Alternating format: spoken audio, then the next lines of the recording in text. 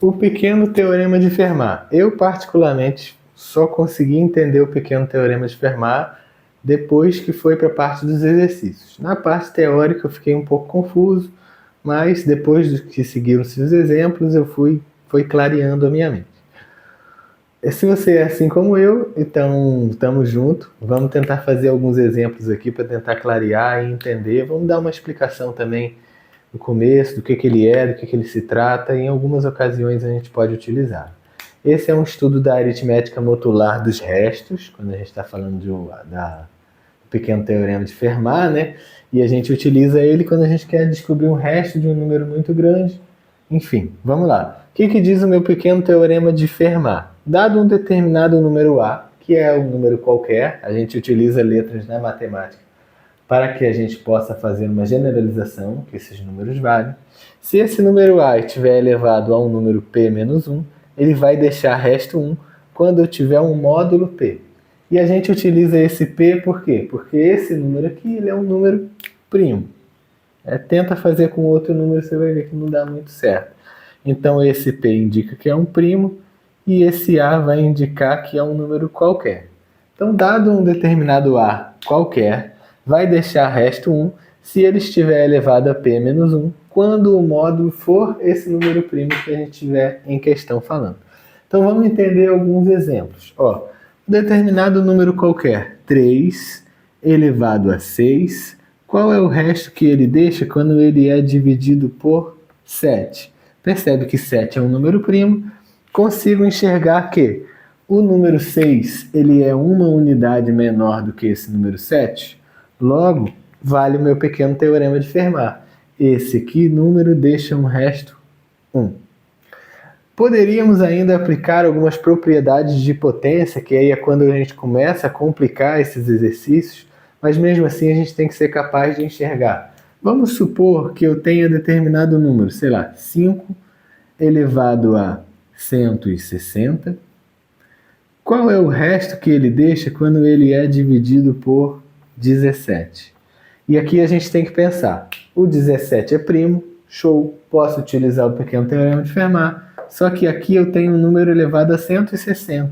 Não apareceu. O que eu gostaria que aparecesse? 16, porque o 16 é uma unidade menor do que o 17. Posso utilizar a seguinte proposição lá dentro das potências. 5 elevado a 160 é a mesma coisa que 5 elevado a 16 multiplicado por 10, né? Se eu fizer assim dessa forma, multiplico 16 por 10, vou chegar no 160, não modifiquei meu número. Então, apareceu aquilo que eu estava desejando desde o começo, que era esse 16 aqui.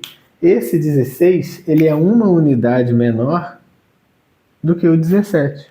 Logo, então, eu tenho aqui, por congruência dentro da aritmética modular dos restos, isso daqui vai me deixar resto 1 elevado a 10. 1 elevado a 10 é igual a 1. Então, desde o começo, esse número aqui valeria 1 quando a gente estiver falando do módulo 17. Então, iremos utilizar inúmeras dessas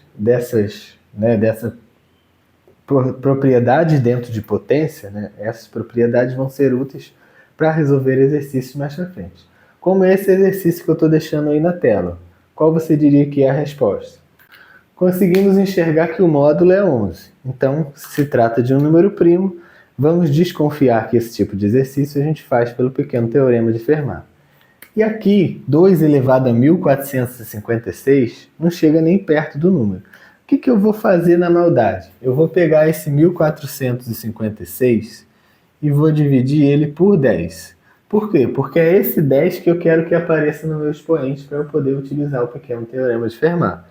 Se eu dividir esse número aqui por 10, eu vou ter 145 como parte inteira e eu vou ter 6 como resto. E aí eu vou utilizar as minhas propriedades de potência para chegar no resultado que eu quero. Vou manipular esse número para escrever ele dessa forma.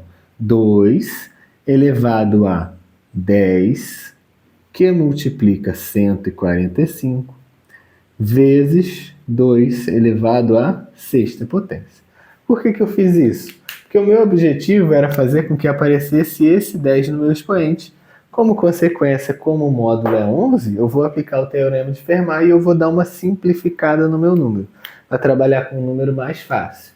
Esse 1456 elevado a 10, a gente já percebeu que o expoente dele já é um número menor do que o meu módulo. Portanto, eu vou deixar ele da mesma forma. 1456 elevado a 10, quando eu estiver falando do módulo 11. Então, o que a gente percebeu? Que esse expoente é um número menor do que o meu módulo, logo esse número aqui com certeza vai me deixar resto 1.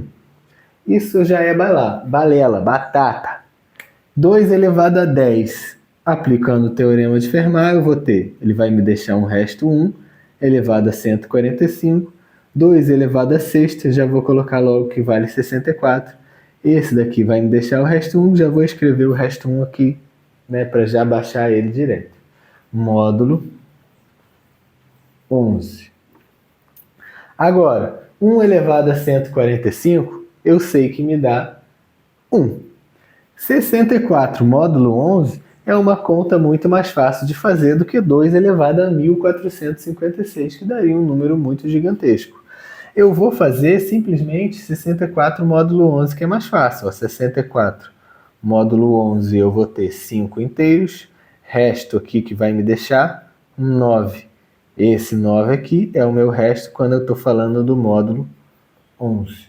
Logo, então, esse meu resto aqui vai ser 9, como a gente viu, mais esse resto aqui que a gente viu que também vai ser 1, módulo 11.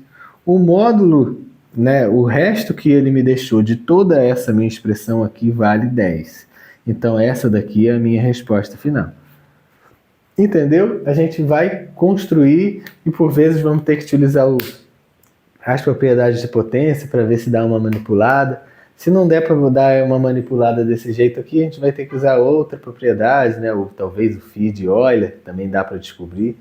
Mas, enfim, o pequeno teorema de Fermat é basicamente isso. Se você entendeu, deixa seu like, se inscreve no canal, deixa sua sugestão aí para mais vídeos no futuro na caixa de comentários.